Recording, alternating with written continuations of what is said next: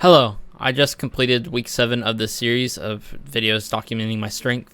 This week went relatively well in terms of my strength. I did move back one session by one day because my shoulder was hurting over the weekend. I think I did sleep on it wrong. Squats have been feeling really good. I feel like my squats have been the most consistent rep by rep that they have ever been. Bench felt okay this week. I feel like 3 times per week volume on bench with like 12 sets a week. It's making me feel a little bit off in the upper body, especially like shoulders and elbows. But I'm going to push through till like 2 weeks from now. And I'm feeling fine today. It's just that over the weekend, I kind of just had that little setback of just a day. And I'm thinking next training cycle, I'll go back to the upper lower rest repeat split that I was doing earlier. Deadlift is the lift I feel best about this week.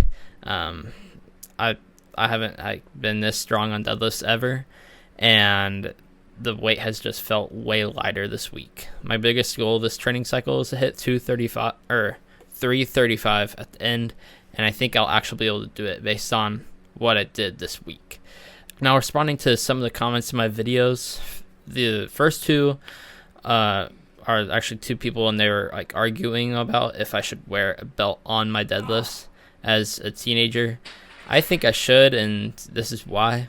The NSCA recommends only using a weightlifting belt if lifting at least 85% of 1 rep max. Even though I'm doing less than that here, I'm actually doing 82% in the video. I'm still going to be using it for more specificity in my training because I'm going to be trying my 1 rep max with the belt on. So might as well use a belt in training. Here's me forgetting to wear a belt last week to prove I can still do it. Okay, I don't have to use a belt. I feel pretty strong without it. Honestly, I think the belt has made the most difference in the squat. Squat, definitely. Deadlifts, not as much, and then I don't wear it for bench, even though I know that's in the rules.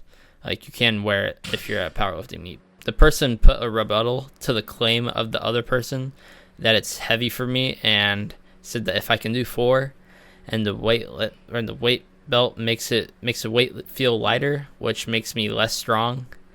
My only thing to this is that you can use a belt in powerlifting.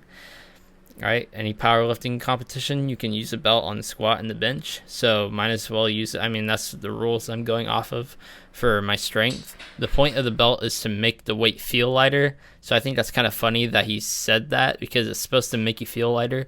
So you're lifting more absolute loads. And yeah, it's just pretty self-explanatory what you want the belt to do.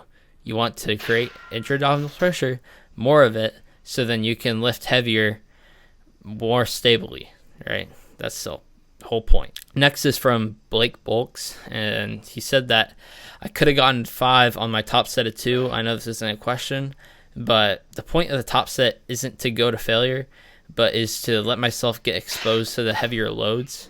Going to failure on stuff less than like 6 reps for me, I mean, I don't know how it is for him or for other people, makes my form break down fast and makes it harder to progress on any lift. Like, I was stalled on squat for so long, and I think it was because I would always do maybe 1 rep, shy on the top set, and that's just too heavy for me to progress. Like, I mean, after doing this and doing what I've been doing with the strength training and actually going back to maybe 3 to 5 reps in reserve starting, it's made it way easier to progress. I'm trying to do a top set with 3 reps in reserve, but treating it as a max by how fast I'm able to move it, right? I'm trying to move the weight as fast as possible, especially on deadlifts, out on the concentric with good form. So then my body's like, okay, this weight is light, right? I'm trying to make the weight feel as light as possible. So then next time that I go in the gym, then it feels even lighter. And to have it have 295 feel like I could do 5 with it, which it actually did that day, it makes it a really big ego boost too. I mean, if I remember hitting the 295 on my max day, I did a set a 1 rep of 295 before my 315 PR, and it felt way heavier 2 weeks ago than it did today. Like, it felt like a grind getting it up, and it was still just a warm-up set. And I was like, oh my gosh, I don't know if I'll be able to hit 315. That's what I was thinking in my, like, there. And I mean, that was such a grind to hit 315, but I did it. And if I did actually have 3 reps in the tank, which I do think I did, then my estimated 1 rep max is 332 pounds, which is amazing. You know, if my estimated 1 rep max is 332, then I'll definitely be able to get 335 by the time that I do my maxes in like 2 weeks. Another thing is with the weightlifting belt, which is really important too, it reduces the fatigue. So instead of having to brace the core and have your spine be less stable because you're not going to be able to brace as hard, then that's more axial loading technically, right? It's going to be harder on, like, for the same weight, obviously. And then also the risk of injury is just a little bit higher without a weightlifting belt, especially if you're not used to those loads at the higher, if you're not used to those loads without the belt, which I'm never gonna just like, okay, well, I guess I'll hit my PR without the belt. You know, that would make no sense. You know, if I'm actually trying to train for it, then I'm gonna try to do it. So yeah, that's what I'm gonna do for that question.